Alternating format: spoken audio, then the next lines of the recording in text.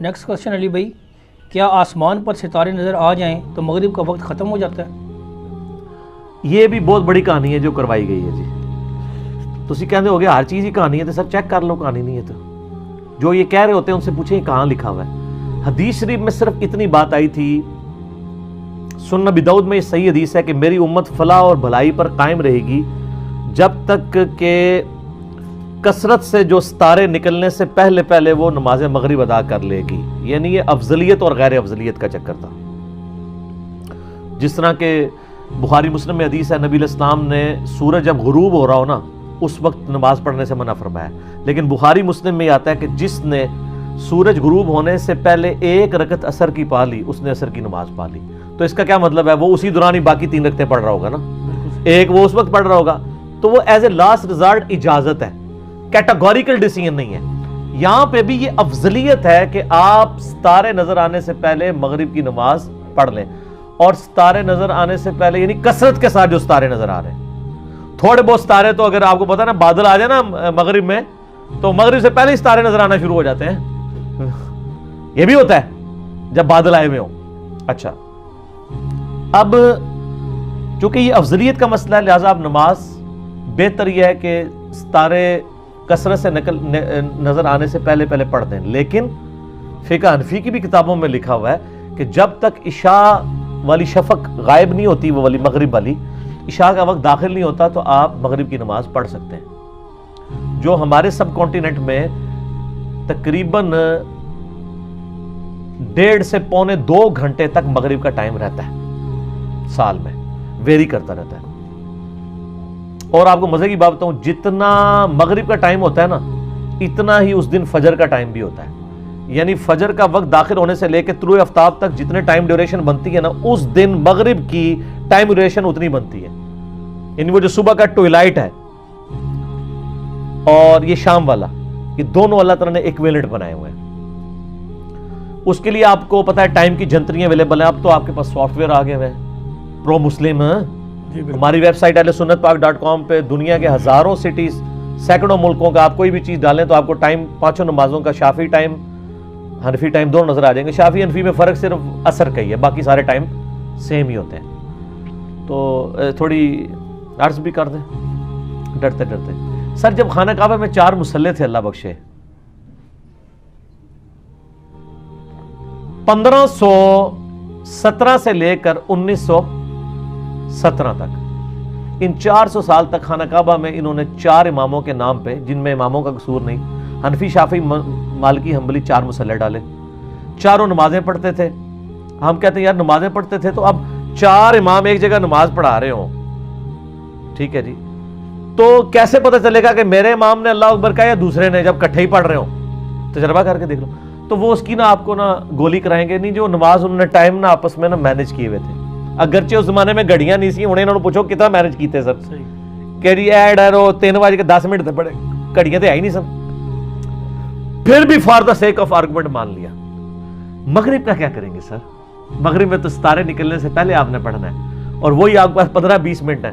تو سر مغرب کے ٹائم یہ کٹھے ہی پڑھتے تھے، لوگوں کی نمازیں خراب ہوتی تھیں. آپ کو تاریخی کتابوں میں ملے گا کہ پتہ ہی نہیں چلتا تھا کہ میرے امام نے اللہ اکبر کہا یا دوسرے نے. اتنا تماشا انہوں نے بنایا ہوا تھا. تو اللہ کا شکر ہے کہ یہ چکے گئے نے. نہ صرف مسئلے چکے گئے نے، پہلے تو مسئلے چکے گئے سر، انہیں آپ ہی چکے گئے نے. ہاں ظاہر ہے جب سے ہم نے کہہ دیا، عرض کر دیا ہے کہ نہ میں وہابی نہ میں بابی، میں ہوں مسلم علمی کتابی. سر ان کو کہ اپنی پبلک کو بتائیں کہ یہ کچھ کرتے رہے ہمارے بزرگ اور اس سے بڑھ کے یہ کرتے رہے. وہ کہتے ہیں حضرت عیسیٰ علیہ السلام بھی فقہ حنفی پہ عمل کریں گے. نہ پرانی ہیں گلاں نے، وہ صحیح مسلم ہے، وہ کتاب و سنت پہ عمل کریں گے، فقہ حنفی پہ نہیں عمل کریں گے. ٹھیک ہے، فقہ حنفی پہ تو آپ کی اولاد نہیں عمل کرنے کے لیے تیار. انجینئر صاحب کی ویڈیوز دیکھ کے ٹھیک بات تے اگے اس نہیں چلنا ہے. تسی تو نہیں زندہ رہنا، تسی تو فوت ہونا ہے. لیکن ایک فرق جے کہ آپ جب فوت ہوں گے نا، یہ جو آپ کی اولاد ہے نا یہ آپ کے لیے دعائے مغفرت کرے گی انشاءاللہ. اس لیے کہ ان کی تربیت یہ ہوئی ہے کہ باپ جیسا بھی تھا کلمہ گو تھا. لیکن سر آپ کا دادا دوسرے مسلک پہ مرا ہوتا نا، آپ نے اپنے باپ دادا کے لیے دعا نہیں کرنی تھی. بالکل یہ آپ کی تربیت ہوئی ہے. آپ نے یہی کہنا تھا مر گیا مردود، نہ فاتحہ نہ درود. ظاہر ہے کوئی کرتا ہے مرے ہوئے کے لیے. بالکل. یہاں تو کہتے ہیں جناب آپ نے جنازہ پڑھ لیا کسی کا دوسرے مسلک والے کا تو آپ کا نکاح اپنی بیوی سے ٹوٹ گیا. کڈی لمبی کہانی ہے. اور بیوی بیچاری گھر بیٹھی روٹیاں بنا رہی ہے تواڈے واسطے, وہ تو بیچارے دا کہ قصور ہے کہ وہ نکاح ٹوٹ گیا.